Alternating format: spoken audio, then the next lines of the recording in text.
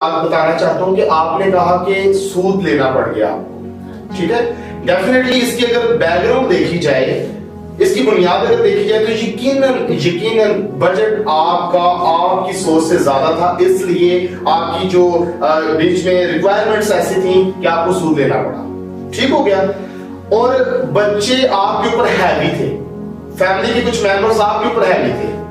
میں اب ایک بیس کی بات کرنا لوں کہ بیس ٹھیک ہوگی تو سود نہیں لینا پڑے گا، ٹھیک ہے۔ چرچ نے جو آپ کی ہیلپ کرنی ہے وہ ٹھیک ہے، خدا کرے کہ چرچ کرے، رسپانسبلٹی بھی ہے، لیکن ایک آپ کو بنیادی بات بتانے لگوں کہ سب سے پہلے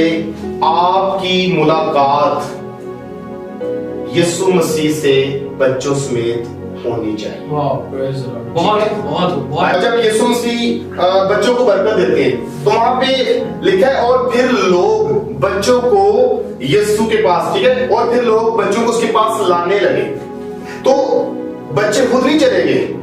بلکہ ماں باپ لے کے آئے۔ تو جب آپ کی بیس ٹھیک ہوگی، بچوں کو جیسس کرائسٹ کا پتا ہوگا، آپ کو جیسس کرائسٹ کا پتا ہوگا، تو ڈیفینیٹلی آپ ببلیکل لیول پہ آپ جو خدا یسوع مسیح نے آپ کو اصول فراہم کیے ہیں، آپ جب اس کے مطابق اپنی لائف کو اپلائی کریں گے تو ڈیفینیٹلی سود آپ کے نزدیک بھی نہیں آئے گا،